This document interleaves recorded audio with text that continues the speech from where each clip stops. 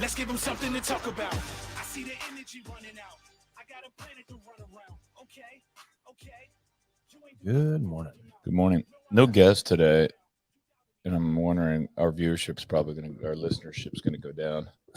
People are like getting tired of us. We're like, okay, we got into a group. We had Harold on. Right. We had planned for one today, but yeah, we're gonna hold off until.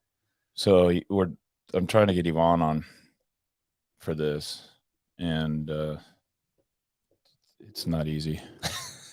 She doesn't like to. She's not one to be in the spotlight. No, she does not like. She does not. She does. She did she has one post on her Instagram. Yeah. Understandably so. Would be very entertaining on this post, on this podcast. That's for sure. For sure. But we'll get her on, and then we can talk about her training and her recovery and all that stuff. She's coming in to train today, and then she's got to work on the desk in the afternoon. But yeah, like she's got a routine. Here's the deal: she has a routine that she does, every day. Like she's very systematic with her approach to her fitness and training and all the stuff she does at home to take care of me and our daughter. She's got more jobs than just training. Yeah, she does. And everything's like on a schedule. Yeah. And then she got, her appointments with Maury, Beyond Chiropractic, by the way. And if you haven't visited Maury, go visit Maury. Yeah. She will torture you into recovery. Maury's going to kill me for saying that. No pain, no gain. Yeah. And so anyway, so she got that, and then she has a whole, that's part of it being a games athlete. Yeah. She's probably one of the most consistent with her recovery and just like her overall routines. Yes. Well, you're her coach. Yep. And as a athlete, I think she's probably a fantastic athlete. She will do it's kind of a catch-22 for Jamie. You are helpful for me. She will do everything that Jamie puts down for her to do, like everything, literally. She won't go home until it's done. Yeah. Now, if Jamie happens to make a mistake in the programming, like say 8 squat snatches on the minute for 8 minutes. She confirmed that one with me. Like, no, sorry, that's supposed to be 8 rounds, 1 rep every minute on the minute. She was prepared to do 64 squat snatches at like 70%, which she wouldn't have been able to make. But she's also so good to, like, we've got a good open communication. So anytime, and I always tell her, and just coaching an athlete, if you're outside coaching an athlete or if you're working with a coach, that communication is so important. Because it's really easy to write out a plan and have, an idea of what you're doing. But at the same time, if you're not understanding the context of what we're trying to do and you don't have an open line of communication, we kind of miss, what is the main purpose of this lift or what's the main purpose of this particular session. Right. And she's really good with, having a clear, communication. If she has any questions, we're always texting back and forth. To be at the games as a master's athlete is a formidable task to get there. And I had this weekend, a guy came in, this guy, Sean Patrick, he won last year, the men's 50 to 54 division. I say, this sounds familiar. Yeah. Just a beast. He came in, and the guy's, he's 6'2", maybe 6'3", and probably 220, just ripped. Strong as hell. But he and I talked a little bit about the process, and and he acknowledged that like everything has to be on point. Yeah. With the level of competition in at the highest level within masters. And granted, I've competed at that level and won at that level in 2013, masters 50 to 54. But and I did train hard. It was stressful. I was watching my nutrition. But I can't say that I am doing as much as, say, Yvonne is doing, or maybe Sean Patrick's doing, or you remember too, we had, Lecca Feynman was in here multiple times, games athlete age group, and Shannon Aiken, who's won twice. Yeah. As a master's. Like I was not doing, I don't feel like I was doing all of the things that they're doing, the mobility work. Yeah. the accessory work, the detailed nutrition focus. I was training hard and then eating clean and working on my weaknesses to some extent. Weaknesses as in like skill patterns. Yeah, skill Right, patterns, okay. right? So like I was weak in gymnastics, so I was always working on pull-ups, chest to bar pull-ups, Hanging, hanging all that stuff. But I wasn't doing it at the kind of maniacal level that they do it. They have to do it now.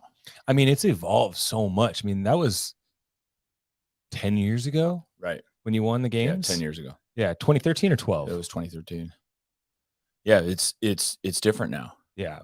It's different now, and it's evolved to the point where, when we talk about accessory stuff, I think it's important to note the fact that when we put in accessory as a coach to an individual athlete, or even just, as a generic accessory component, the goal isn't just to add volume. It's to build up more strength and maybe an imbalanced position, right? So like if you're tight in your shoulders, maybe we need to think about opening up more of the lats so that way we can get a better range of motion. And then we need to strengthen at that point of resistance. Right. Or, could be, snatching, right? If you have a really huge hitch, like what we need to build up some kind of accessory to build up the strength so we can hold on to the position longer. Right. So if you're pulling the bar from the ground and your legs extend out too quick and then the bar starts swooping out and around, the accessory might be some RDLs, or maybe we need to build up the hamstring so we can do some isolation work with like the GHD, hip extensions, or glute ham raises or something like that. There's so many different avenues of accessory that kind of dive back into isolation patterns. But at the same time, if you're just throwing that in there just to throw it in there and there's no real purpose behind it, then you could be setting yourself off into an even bigger imbalance. I think that most of the masters now have coaches. Yeah, like you, for sure, that are providing them programming and then are reviewing their progressions. There's some athletes that are competent enough to do it themselves, and that have the discipline. Like I think of in the 45 to 49, Jason Grubb. Yeah, just a beast too. But he does it all on his own. A lot of it he does in his garage. Those guys in my age group, when I competed, it was Brig Edwards. That was a beast, trained in his garage, former competitive cyclist. And then and his wife said, he just, it'll be 110 degrees. I think he was from Michigan, and 110 degrees, and the guy would train in his garage, do these workouts just to push himself. He was one of those guys. Yeah. But I don't think that you can be one of those guys now where you just, and that's how we trained in 2011, 12, 13.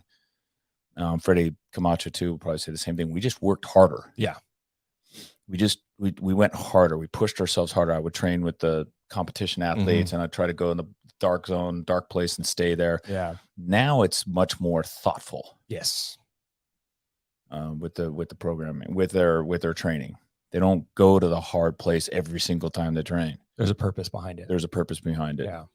And as a result of their performances are better. And then what happens is then your weaknesses, if you trained that way, and that's your methodology of training, meaning just train harder and kind of work on your weaknesses, you're gonna get left behind. That might get you somewhere. But if you have games in your mind, I mean, like that's the tip of the spear. No, I'm like the perfect example of that. Yeah. Right. So my scores in the quarterfinals, I hung with the guys in the top 20, which I was really happy about. Right. So that my scores, I had a few scores in the top 20. Okay, cool. These are because I know these guys, but a lot of these guys that are in there, and they've all gotten better. So super stoked. But what happened was strict handstand push-ups to a 2.5-inch riser. And I didn't have them. Couldn't make them happen. To give me in previous years, it was a 4-inch riser. 4-inch riser, I could pull that off. Yeah. With some fudging, some little bit of bounce, maybe a little short neck. But I haven't. But to that end, like I don't have a dedicated coach. I don't have that would have seen that. You are what we call class fit. Yeah, class fit. And I go hard in class. Yep. And I do the Masters RX Plus class, and I try to beat those guys. Mhm. When I compete against Yvonne, I try to push her and beat her if I can. And that works. That gets you to a certain level of fitness. Yeah. But for the games now, you can't do that. No. So if you're thinking like you want to go to the next level, if you want to be if you want to be a semifinal athlete, that's Yeah. top 30. Yeah. That's almost back in my day. Back in my day, they took the top 20 out of the open, went That's to the right. games the Yeah. first year. Straight to it. No, Straight no to qualifying. it. No qualifying. And so it was always kind of a thing to be in the top 20. Yeah. And granted, if you're in the top 20 or top 30 in the open, you're probably close to being a game, and you've done the work the way it's supposed to be done. Yeah. Then you're probably one of the top masters. But if you my point, if you want to get to the semifinals now, you can't do what I did. Yeah. You if you are not capable of programming your workouts, your recovery, your mobility, your nutrition, if you can't do that very disciplined on your own, you should have a coach. You should hire a coach to do it for you. What you should do is reach out to PRsAllDay and sign up for some custom. Oh boy, yeah, that's a great commercial. The PR, and that's great because we have coaches that can do that for you, that take the time and they know and understand the process. I think it's kind of like the difference between like ClassFit, right? I mean, we think of CrossFit as GPP, general physical preparedness. Yes.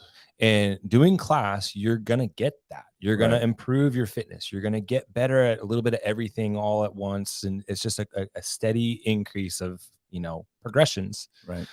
Especially with how we run our programming. But to move on to those later rounds and actually perform well to maybe try to make the quarterfinal or semifinals, because we had a lot of athletes that were also just doing ClassFit that made the quarterfinals. Right. They still made mad improvements on their quarterfinal finishing compared to their open finishings. But to move on to that semifinals, I mean, the only people out of here that have moved on to that are working with coaches. Yeah. Right. Like, I mean, with Yvonne, she's working with myself. Your team. Our team. Yeah. Jackson. Working with coaches. Exactly. Everybody's working with an individual coach that's helping provide more, like you said, to give you a more direct example of what you need to be doing. It's not just the general class for the day. You have to think about nutrition. You got to think about your sleep. You've got to think about what kind of mobility, if you got some nagging injuries, how are you working around that stuff? And that's where a coach comes into play. Sean Patrick said to me this weekend, I said, how is everything that you're working on? He says, good. Everything's good. He goes, the biggest thing that he struggles with is sleep. That he trying to get the, 8 hours, 7-8 hours a night. And is he training in the morning or? I didn't get that deep with him. But he says he's, if he's got kids, which makes it a bit of a challenge. Yep.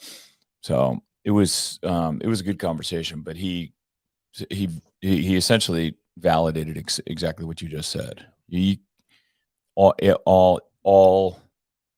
Everything's got to be pointed in that direction. Your sport, you're training for sport. You're not training. And you GPT. need, and it helps a great deal if you have someone to hold you accountable to it, because you'll let yourself.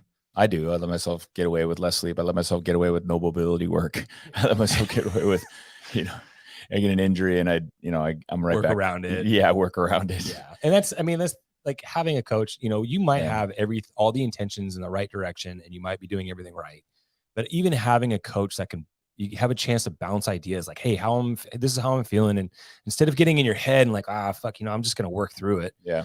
Maybe is that going to make you better? Or is that going to set you back a little bit? A coach will give you another perspective on it. Exactly. Right. Pretty cool. So if you do want to if you're close to making quarterfinals, get some PTs or hire a coach. Yeah.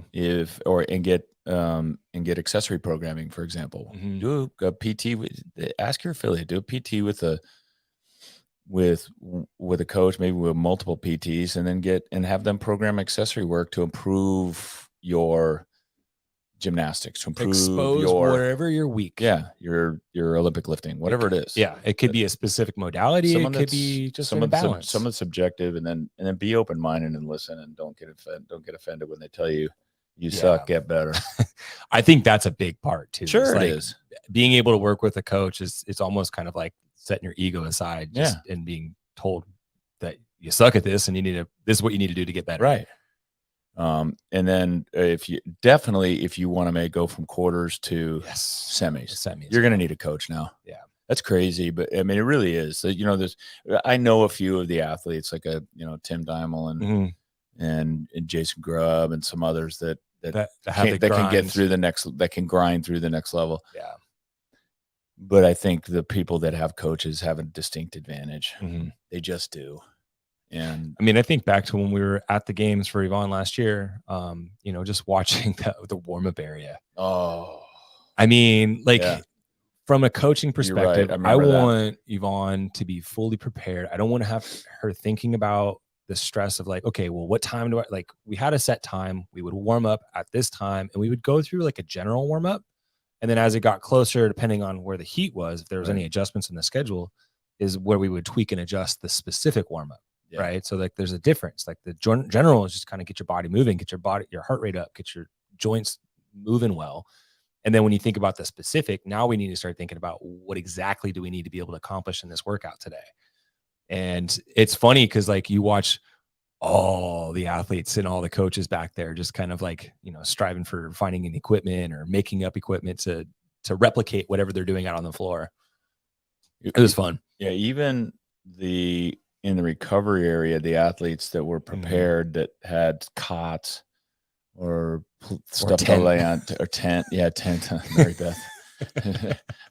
Not a bad idea. It's not at all. Darkness and no one bothers you. Put some earbuds in. You're in your own little cave. Sensory deprivation tent. Yeah, there's something to that because it's loud and distracting there in that athlete area. That's the hard part. Is it's so easy to get sucked into that. Which just takes energy out. Yeah, it does. It takes energy out. Yeah.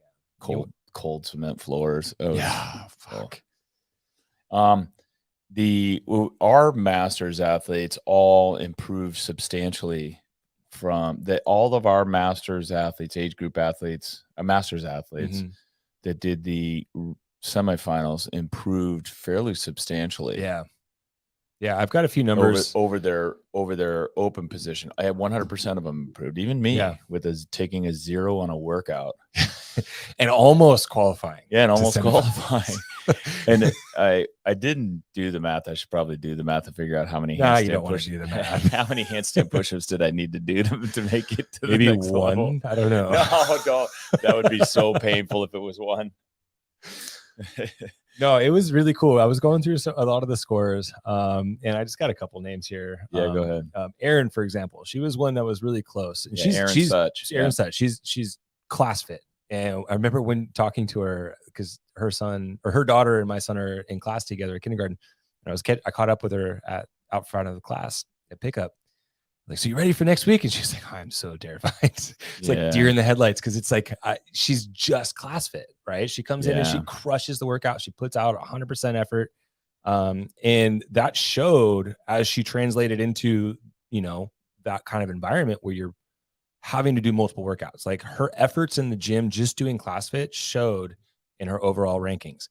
So she finished the open in 2,316, right? So she qualified with a couple hundred spots, give or take. Her finishing place was 1,162. So she docked herself down or up the leaderboard by over 1,200 points, 1,200 spots. And that's just from doing ClassFit. If she had any insights or wanting to move forward into the future of the sport, that's where we kind of talk about getting into a personalized coach. Mark Mooney, right? 312 going in. He finished 65. Oh, that's amazing. Yeah, Mark's a big one. So close, I think. Yeah, he is one of those that could benefit a lot from having a coach. I know. definitely could benefit a lot from having a coach. I know I don't think he listens to this podcast till now. Till someone tells him. Did you hear what they said about you? Mark trains so hard. He's what we call him sneaky fit because he comes in here. Sneaky. He lives, right? And I don't. He did a PT with Sandy? Is Sandy doing his programming? She's not. No, I know he's done some privates, but I don't believe that he's working with anybody individually, like from a programming standpoint. Right, and that's where we need to.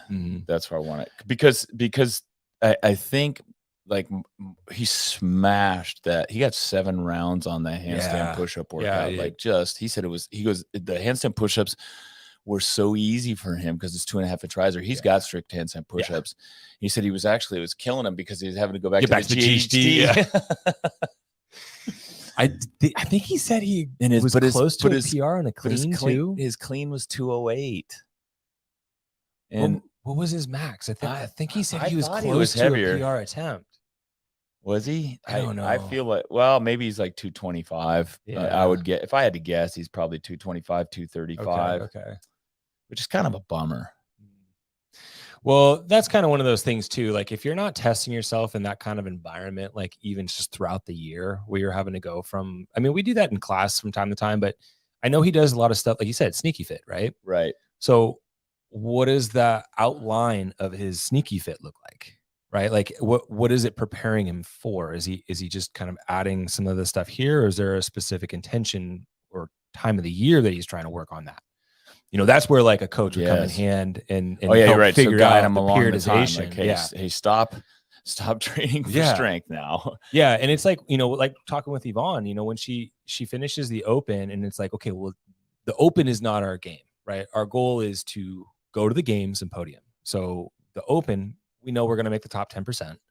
And then moving on to this quarterfinals, there's definitely a little bit of a factor there because we have to make the top 30.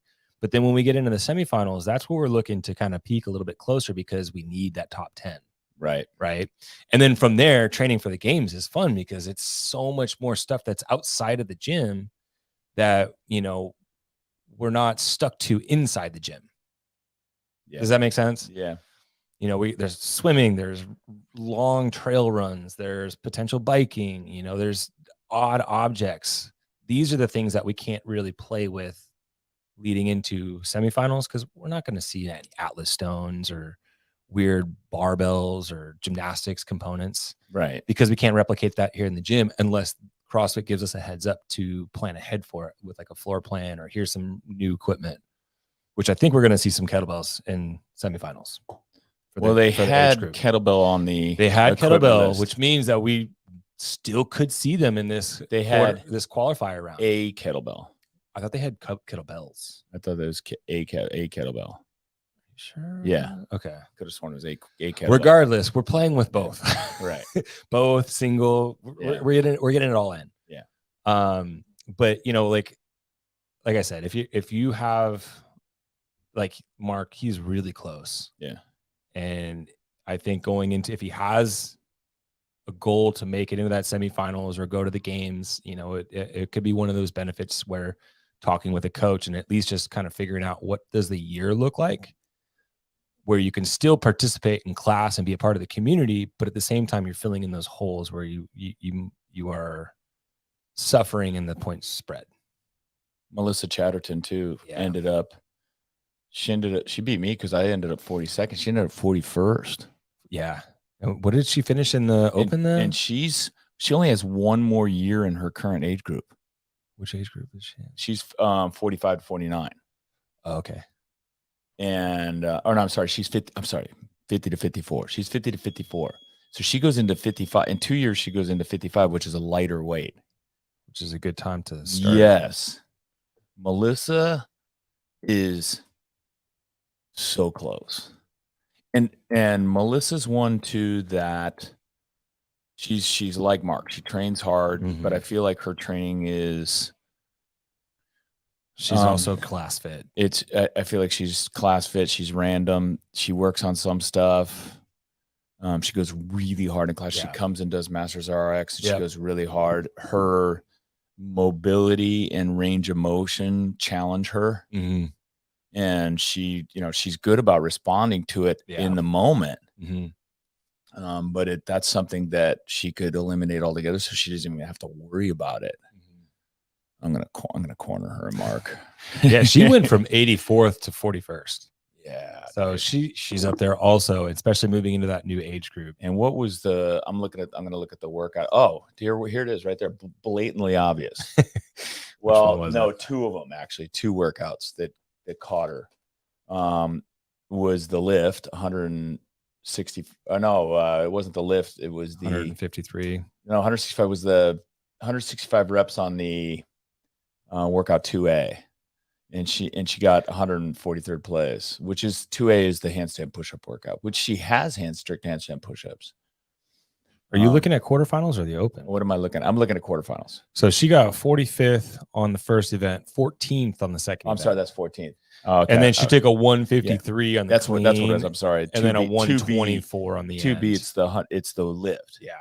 So it's her strength. Yeah. And then the last workout got her, which is a strength workout, right? Because the strong athletes motored through that, through the thruster. Yeah. It just, that thruster weight and the power on the rower. Yeah. Right. So that's a strong athlete. So Melissa's she's got a strength deficiency here looking at this. Mm-hmm. And no offense, Melissa, because you're an amazing athlete. But that's one too. Same thing. Yeah. Coach could put her on a track. She's got 418 points, and she's basically 50. She basically needed 60 points, take 60 points, 60, 70 points off her score to get a little bit heavier clean and a couple extra reps. Which lives, if she was stronger on her clean, she would be better on that last rower workout too. She would have been better on the rower. Yeah. Damn. So if you're an affiliate and you've got some athletes that are very close to moving on to like even the quarterfinals, this is an opportunity. It's worth a conversation. Yes. It's worth a conversation. It's also a good opportunity for another coach to have a little added generated income. Right. Right. I mean, you're providing a good service. There's no, and by the way, if you've got level 2 coaches, even level 1 coaches can figure this out. Mm-hmm. There's enough content on the interwebs. Yep. And if you don't have a coach, or you don't, if your coaches don't have time, find them a coach. Yeah. Or you reach out to us, we'll help you out, PRs all day, and we'll give them accessory programming that aligns with what you're doing in your gym. Yeah. And I would say that if you are an owner and you do have those athletes and you're worried about introducing them to Hard Work Pays Off or PRVM, just reach out and talk to them yourself. Yeah. And tell them, look, I've got a master's athlete here that's close. We want to get them over the hump, but I also don't want to alienate them from our community. Yeah. Can you tie this into what we're doing, and so that they can do class at least a couple days a week? Yeah. We prioritize with PRs compete. We prioritize the class workout at least to get it in once a week. Right. Cause it's important. Like when our team is going to semifinals, we are representing Diablo. Yeah. We're not representing a specific brand. We're representing our affiliate community.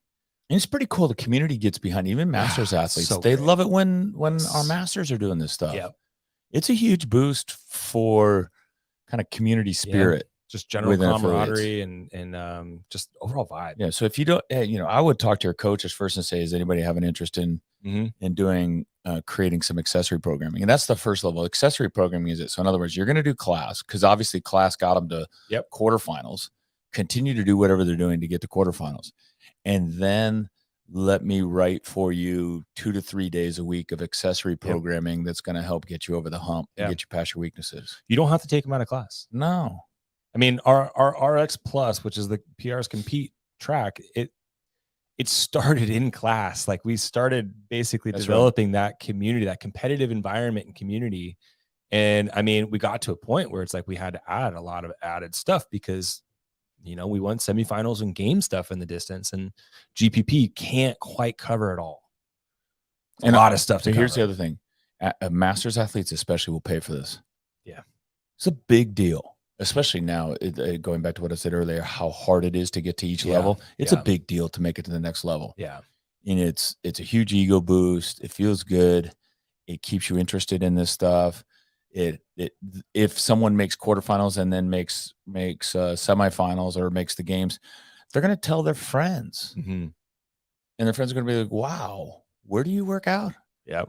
And and they're going to tell others within the community, hey, I not only do I, Yvonne does it all the time. Jamie Lee, thanks Jamie Lee, thanks Jamie Lee, and she says it. She tells people all the time, and it validates what we're doing, but it also is it's great for the business. Mm-hmm. So I would say look through your list. If you got someone in the top 100, and then in the quarterfinals, they're worth talking to and having a conversation with about how you can get them into the top 30. Mm-hmm. Or even just looking at the percentile, Yeah. right? Like when you look at the open stuff. It's doable. Yeah. Last year in my age group, I didn't make the quarterfinals. I was they took the top 200. I was 201st. Oh shit. I have this kind of consistent theme with my participation in the open where I'm just not good enough. But anyway, so I got 200 the very next year. So I applied myself, like I worked harder. Yeah. And I did try to focus on weakness. I did it on my own. I didn't get a coach. I'm not interested in having a coach and going that far. You're not looking to have an added level of stress. No, I don't. I enjoy class a great deal, and it keeps me interested in CrossFit. But I did work harder because I wanted to make quarterfinals. Mm-hmm. And I went to class more often. I trained my weaknesses somewhat. And I made quarterfinals. Like I went from 200. You almost made semifinals. I went 201st to like 70th or 80th in my age group in the open, and then I went to 41st almost, and I almost made it. Had I done, it looks like I needed to do a couple, 2.5 rounds. I needed to do 2.5 rounds. Is that what it was? Yeah. Okay. So I had to go. So I would have had to get 12 handstand push-ups. Yeah, that wasn't happening. Yeah. But anyway, had I worked on them, mm-hmm. and had I been practicing, you got 3 rounds out of Yvonne. Yeah. And she was struggling with handstand push-ups before she went into it. I think that's one of the things, like some of those skills, it's really easy to get in your head if it's not clicking for you right now. And then this is one of those things where a coach can really come in handy. Right. Like I remember you talking to Yvonne before the workout, and she was like, oh, fuck, it's not feeling right today. Yeah. And so we spent some time. We spent like 20-30 minutes just kind of reviewing just general position and just how we're going to execute. I mean, we've done strict handstand push-ups, but we worked to that 4-inch riser like we've seen in the past. So this is a new riser. And once we got it to click, it was just like neurologically, it's just a matter of just kind of following that same pattern. Same pattern. Hand placement, all that stuff. And that's what a coach can help you. But anyway, my point being that you can get better. That you can go from, I went from 201st to essentially 41st in 12 months. It's almost like going from the open to quarters to semis, it's like it's another chance for you to prove your fitness. Yes. And you can go, your athletes that are in the top 100, top 200 can make the next level. Yes. With work and dedication, nutrition, all that stuff. Anyway. And a conversation. It's got to have a conversation. What is your goal? Are you trying to move on? Do you want to move on? Let's make it happen. I'm going to transition here. We can go, Jamie and I could go on this subject forever. It's a fun topic. Anybody that's listening is like, okay, enough about the quarterfinals and semifinals. We get it. The next test coming up that's CrossFit wide, and it's frustrating as an affiliate owner to see this test come up, because it's not really as much a good test as it's just kind of a beatdown. It's an important workout because it's a hero workout, but Murph is coming up at the end of May. 1 mile run, 100 push-ups or 100 pull-ups, 200 push-ups, 300 squats, 1 mile run. Named after Lieutenant Michael Murphy, gave his life in Afghanistan trying to help save his fellow SEAL team and get them rescued. Knew that he was probably going to die when he went to establish make the comms, make communications connection. But anyway, that workout is a powerful one. Yeah. Because it's a beatdown, because you have to grind, because you got to go to some place where you're not comfortable being for a long period of time. It's a dark place. Yeah. It's usually anywhere from 30 minutes to an hour and 15 minutes for a lot of people with a weight vest or without a weight vest. Yeah. People tear on their pull-ups. You're sore for a week afterwards. What I noticed in, every year with progressive programming, the programming that we do, there's progressions, and a lot of gyms do this. We're not the only one. This is not unique to Diablo CrossFit. A lot of gyms do some gradual progressions in class to try and get people prepared for this.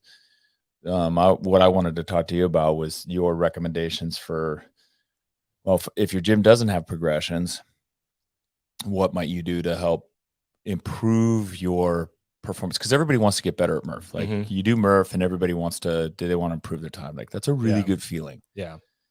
It is somewhat of a test. What things would you recommend for those people that are here that have the progressions already in our programming?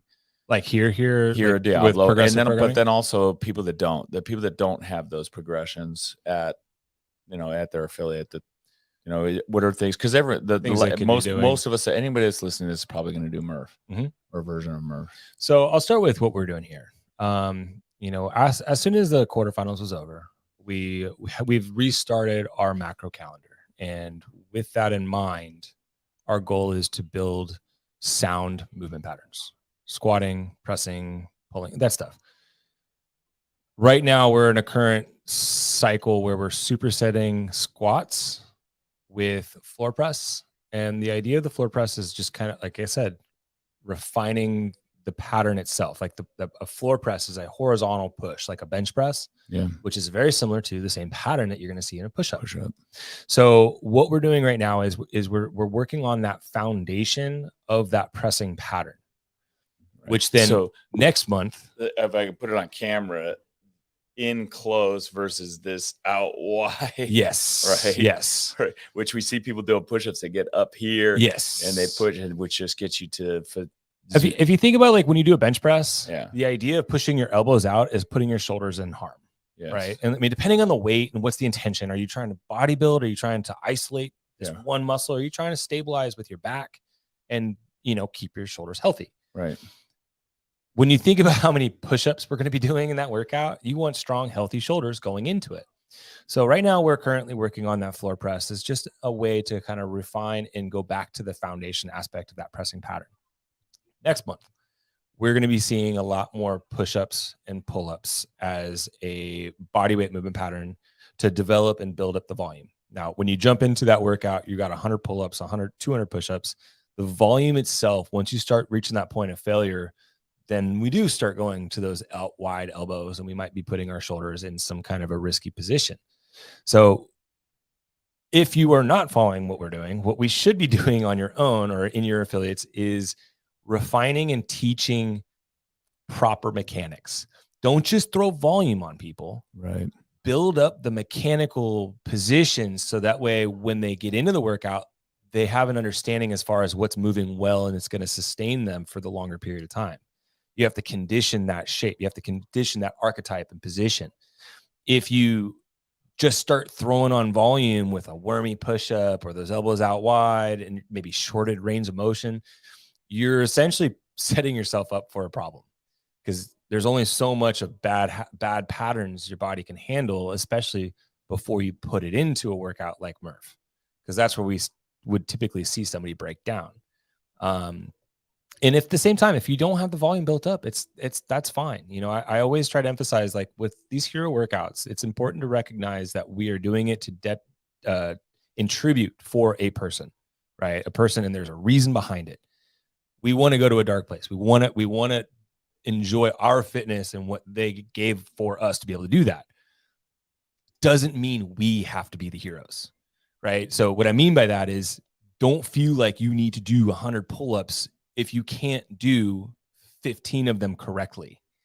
Does that make sense? Or 50 of them correctly. Right. So if you're shorting that range of motion and you're getting your nose to the bar, not chin over the bar, then maybe we need to think about how are we going to approach this workout where we're going to be able to come back and train the next day, right? Yeah. The goal is health, right? We want to be healthy. We want to have healthy joints. So by scaling back some of these things in with the intention of moving well, you're going to get more out of it. And from an affiliate standpoint, you're going to have a lot less injured people. One of the things that is difficult as an affiliate owner. So so start with mechanics first, then build volume. Yes. One of the things that that's but before I was going to touch on the topic of form during the MRF, which can be disturbing for any coach that's watching it. Anybody that knows movements. But that includes, Jamie, we talked about push up, but that includes the squats too. Yep. And what's interesting, we did a workout not too long ago with air squats. I forget what it was, but it was It had a decent volume of air squats. Deadlift or no, it was the Nasty Girls. Yeah. It was Nasty Nasty Girls, which has 50 air squats 3 times. And what's interesting is Coach Chad in the morning was did a whole kind of squat clinic before the workout, and had medicine balls, had them squat the medicine ball, work on technique, and had them do a whole bunch of stuff around it. And then when they did the workout, the squat depth was outstanding. Consistent. Yes. And I was he goes, hey, look, I did a squat clinic. He's real proud of himself, which he should have been, because it was pretty damn cool. And he goes, I haven't had any issues with squat depth since he did in all of his classes that he did that. Yeah. And that's outstanding. Yeah. And I think that's important as you prepare, as you do these preparation workouts or preparation accessory work, headed all the way into MRF. I would much rather see a scaled MRF with awesome technique than a and that's my point. Complete MRF with just absolute crap technique. And that's what I mean by, like, don't feel like you have to be the hero, right? Like, you just need to be moving well so you're not ruining yourself. Right.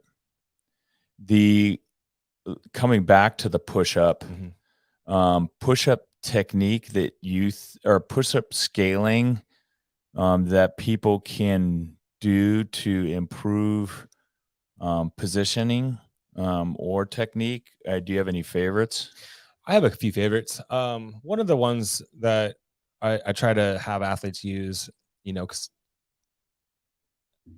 the push-up is not just a shoulder pattern, it's also a core pattern, right? You think about, you're in a planked position, right? And a lot of times it's really easy to scale to the knees. Yes. And what happens with that is we're not getting that same midline stability and training through that midline stability. Right. So by going to the knees, you're shortening the lever, so it becomes a little bit easier. Then it comes to more of a shoulder fatigue. But by adding a band, so what I like to do is I'll have my athletes, throw one of the pull-up bands over the rig and then bring it around the waist.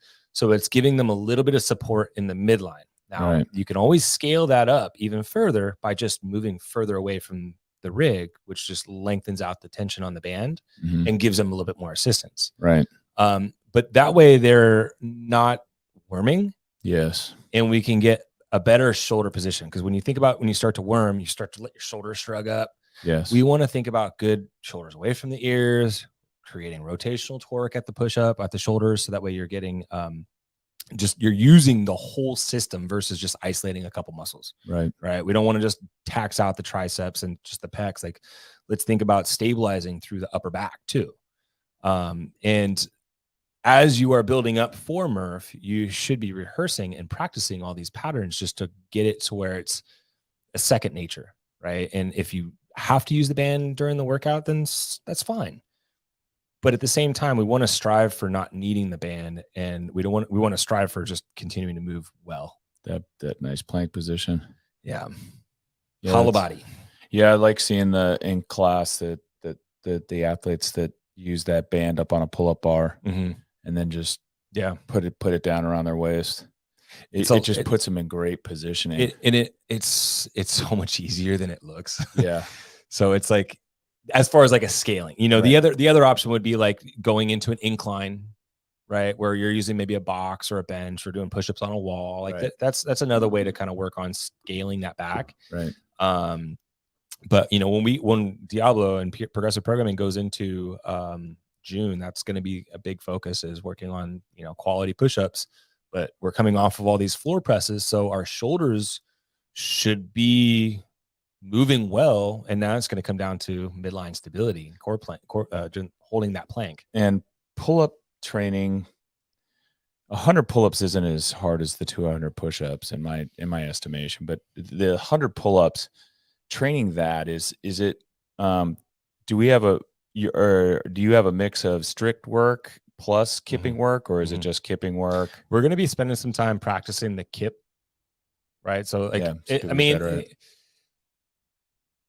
there's more skill to the pull-up than there is the push-up, right? The push-up is just like, it's a static plank position and you're just pushing. The pull-up, you can go from a strict pull-up, which is going to be a really good strength component. And you can mix up the grip, right? Don't feel like you have to stick with the double overhand. We can go mixed grip, you can go chin up grip, as long as we're starting from that dead hang and getting the chin clearly over the top. Right. So what we're going to be doing is we're going to be spending some time practicing the kip, working on the shapes, right? Okay. That hollow body to that arch hang. And ultimately the body placement under the bar. Because a lot of times when you think about pull-ups, when you're teaching somebody how to do a pull-up and they want to jump into the bar, when they jump into the bar, they have this swing it's like you're doing a bar muscle up. Yeah. That's not a good foundation to build up on. No, it's not. So we're going to be spending some time in building volume in that hang shape position as part of our push-up and pull-up sequencing. So there's a skill component to it. If someone's training in their garage or at home, is there what's an easy kind of routine that they can do? How often should they be doing push-ups and pull-ups and air squats in preparation for birth? Is it every day? Should they, I wouldn't say every day, because you got to give yourself some time to recover. And at the same time, you don't want it to completely offset and sideline the rest of your training and progressions, right? Because we're still squatting. Like, we're still going to be squatting underneath. Got some high bar back squats next month. And we're going to be doing some overhead pressing with some horizontal rows, which is also going to help build some of that volume. So it doesn't just have to be a pull-up, right? Okay, even doing single arm bent over rows, ring rows, when you think about like a kipping pull-up, your body isn't straight underneath the bar. You're in a kip. So you're actually kind of doing somewhat of a horizontal pull. So there's ways that we can sneak in some of that added volume, pulling volume without having to do pull-ups, without having our whole body weight on that connective tissue. Joint, exactly. Yeah. That's good. And at the same time, like we've got looking at, I think the same holds true with push-ups too, right? So we got floor press. You could do bench press. You could ring dips. Mm-hmm. Yeah. And just, so that we can be doing deficit push-ups just to challenge that shape and position a little bit more. And then plank holds. Yeah, that would be it's a really good point. I'm glad you mentioned that. So when you're in a plank hold and when you're doing 200 push-ups, you're going to find yourself starting to break down in that midline. Yeah, so people start to sag. That's an easy thing to train, and that's something that you can do very frequently because it's just an isometric hold. Right. So okay, that's a big one to throw in there. In preparation, we've got Cindy coming up this week. Yeah, I saw that. Next month, when we get into our training, we've got another benchmark workout. It's got a Cindy-esque type vibe to it. Cool. Chelsea. Oh yeah. Oh boy. It's a long one. But it's another good one just to kind of work on developing that volume. Right. It's a benchmark, so we can have something that we can, gauge off of what we've done in the past. And if you haven't done Chelsea before, it's a good one to get some exposure to. So that's cool and super helpful, I think, for people that are thinking about Murph and what to do. And this is stuff too that you can add at the, spend 15 minutes after class. Yeah. And do a few things. But again, be conscious of the volume with respect to the joints that are affected. Yes. So you go into class and you do, dumbbell shoulder press, with lunges and farmer carries. It's probably not ideal to come after class and do, a Cindy type workout. No. Right. But that would be a good day to come in and do some plank work and maybe some floor presses. Right. Right. Just you're tight, you're organized. Even just holding a support position or L sits, right? I mean, that's all stuff that's going to help develop and train those same muscle groups. Oh yeah. Yeah. Okay. Yeah. Just try to yeah, like you said, be mindful of the volume you're doing in the class workout, and don't let it over impact your recovery or what you're doing the following day. Last year before Murph, I don't know, probably 2 months, 6 weeks before Murph, every morning I take my dogs for a walk. And we usually go from anywhere from 30 minutes to an hour and 15 minutes, depending upon how much time I have. And during those walks, I took the opportunity, like, oh, here's an opportunity for me to get ready for Murph. And it would, I'd pick a point, or like certain major intersections, I'd do some squats. But the one that Did you throw a vest on too? I started throwing a vest on towards the end. But the other thing I started to do was every time I see a house with a flag, I'd do 25 push-ups. Okay. That quickly turned into, which was, I only thought I'd see one, maybe two houses or something like that. And it turned into, I was doing probably 100 to 150 push-ups. Okay. Like literally every day I was walking and my shoulders got so freaking sore. Oh yeah. And I had to like self-correct every day. Yeah, I was doing that's like doing the burpee challenge. You ever done the burpee challenge? Yeah. One burpee, then two burpees. Yeah. And then all of a sudden it becomes just this monstrous. I don't know why I have this nagging shoulder issue. Yeah. And that's what it was. My shoulders were getting we're in so much pain. And if you are doing that, the big thing, and I know those members here that'll do that kind of stuff. They've already got their weight vests on now. Yeah. All I have to do, if I want to know who those members are, I just look at who's wearing their weight vests after their workout. Okay.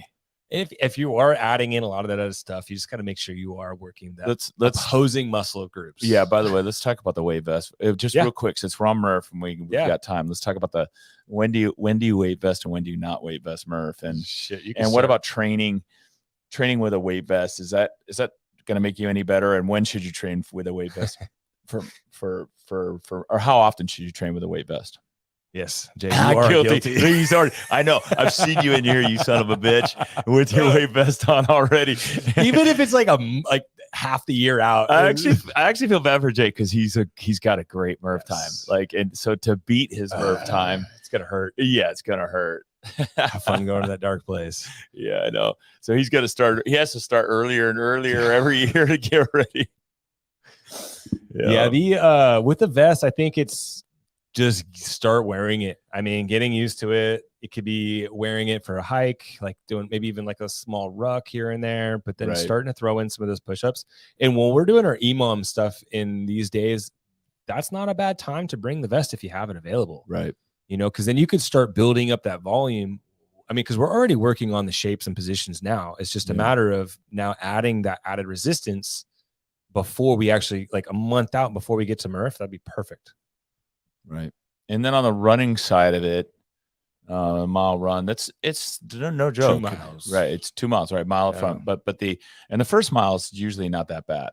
The first mile is a trap. Yeah, it is a trap. But what I would tell people, because I do run with my dogs, 2 to 3 days a week. The other days I'm some rucking or walking.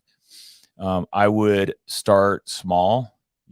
If you don't run at all now, I would start doing, probably 3 to 4 miles a week of running. You can build that in, and you don't have to do 3 to 4 miles each time straight through. Right. You could set it up in an interval base or set up interval base. You you just go out and do, run some 400s. But I would say that start building a little bit of run volume now, 2 to 3 days a week will be all you need. Yeah. Between now and the time you do Murph. Because it's not like we're not doing anything else too. I mean, we've got other stuff that we're training. And if running is just a big hole or big goat for you, then you just need to just get out and just start thinking about your stride. We talk about like mechanics. You got to think about, how are you running? What kind of shit? Like, is there something that's bugging you when you run? Like, let's maybe try to deal with that. Like, don't just brush it off to the side. The easiest way, having run and trained for marathons myself, the easiest way to start running is to start walking. Yeah. Start with walking, challenge yourself to jog for 30 seconds or 60 seconds or maybe 2 minutes, and then walk for a minute and then go again. Yeah. and then go again. Do it in intervals, and you will quickly adapt and be able to comfortably run a mile. Yeah. And probably run a mile faster than you ordinarily have in the past. Something I would also throw out there is talking about mechanical stuff is I would look into the pose running method. There's a ton of videos on CrossFit Journal and CrossFit main site that put up like from a decade ago. Yeah. But just kind of thinking about posture, shape, stride, how many steps, vertical stuff precision. There's a lot of really good information out there that we could start studying now and just watching. And as long as it's in your head, when you're running, what else are you thinking about?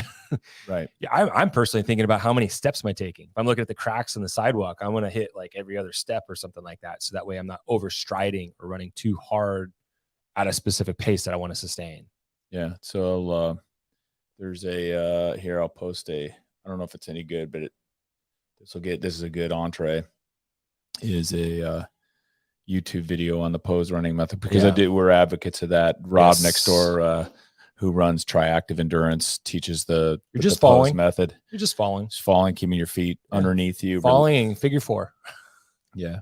So it's awesome.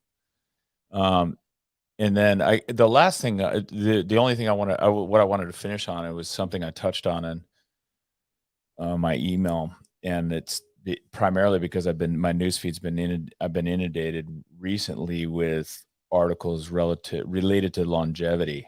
I think after 3 years of the pandemic, people are interested in learning how to live longer, and they're also learning. It's a good idea. Look, we've had, I think, record interest in joining our gym over the last 3 to 6 months, primarily because people are coming out of the pandemic overweight, out of shape, and scared. Yeah. Scared because without a doubt, everybody understands the portion of our population that was most greatly affected by the virus were those that were chronically ill, that were suffering from obesity, heart disease, diabetes. Those are the folks that were most impacted. And so nobody wants to be there. Everybody wants to avoid that. And so part of that is obviously exercise. A bigger part of it is nutrition. Mm-hmm. I think can help the most. And then, as Kelly Starrett and Juliet Starrett have published in their book Move, it's about daily movement, right? The non-exercise activity, thermogenic activity. But anyway, it's basically the activity that you do during the day that is not exercise related. Yeah. That daily walking, moving around, that stuff has the greatest impact on your calorie burn throughout the day. And then the other component that I'm getting a ton of content pushed my way relative to this whole subject of being healthy overall and the resurgence of fitness is getting enough sleep. Yeah. And I put in my email that I think, and I'm convinced now, that the three biggest things that can affect your health, like that we can have the most impact of. There's a number of things outside of it, obviously stress and then weight training and all of those things, but both on the negative and the positive side. But I think the three most important things are avoiding sugar and alcohol. And these are difficult things. But removing or substantially reducing those in your life will have an immediate positive impact on your health. Mm. And all you have to do is just Google it, and you'll see the most recent studies published by quality, reputable science journals, pointing directly to the positive impacts of removing alcohol and sugar from your diet, and the impact of those things, just even having a small amount.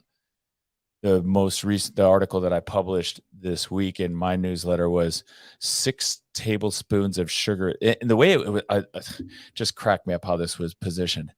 6 teaspoons of sugar a day contributes to linked to cancer, stroke, diabetes, early death, and dozens of other health problems. And it was a study that was released, and a lot of media picked up on this study.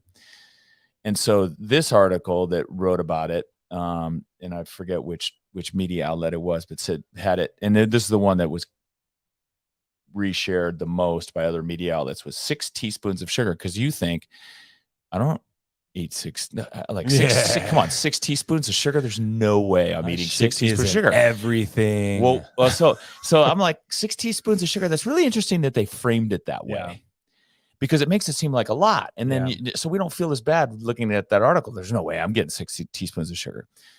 Until I said, well, let me look at what's in a can of Coke, 12-ounce can of Coke. And it comes from Coca-Cola's website, that there is in one can, 12-ounce can of Coke equals 39 grams of sugar. Yeah, so you think, okay, 39 grams. Wait a minute, is that more than 6 teaspoons?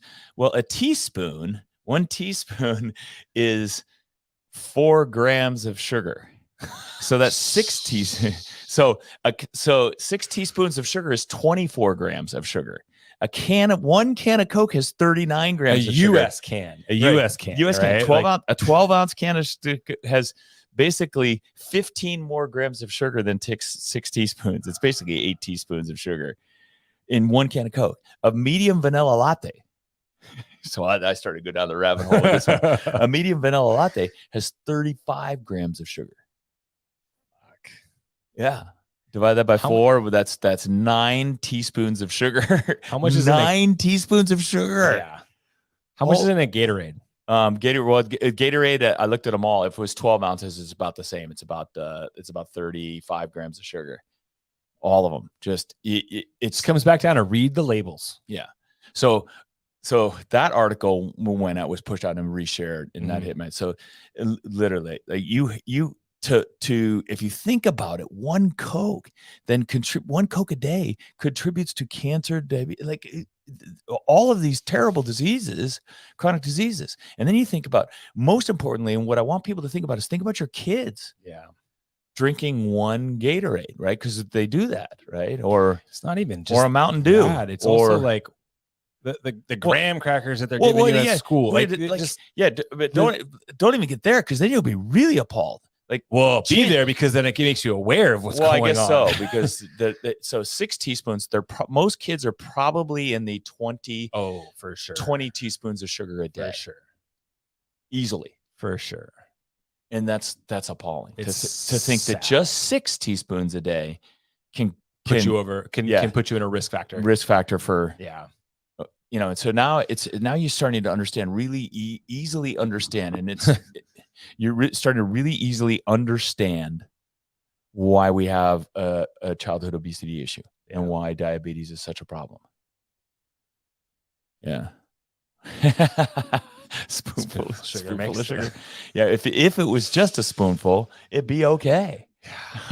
Like, cutting back, but cutting back to 1 teaspoon, and just in reference to what Jay said, just cutting back to 1 teaspoon would be really difficult. Yeah. That's incredible to me. Yeah.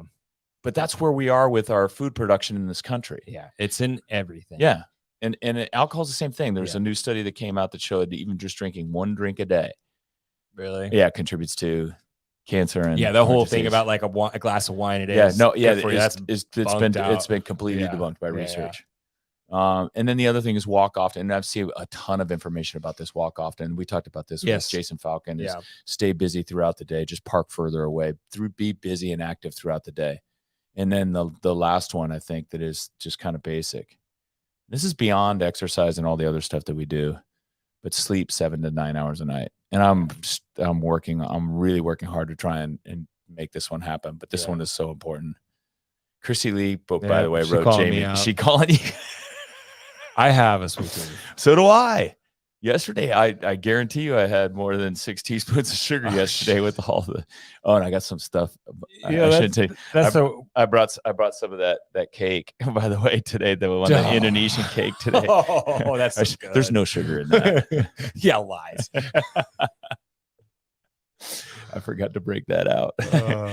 But anyway, those are the 3 things. If and all I want to say to people is, like, these 3 things will improve longevity and help you avoid metabolic disease. These 3 things. Simple steps. And all I could say is work towards them every day. And if you fail, restart, fail, restart, fail, restart until you get a habit. That my walking habit now is because I have dogs, they make it easy because they expect it every day.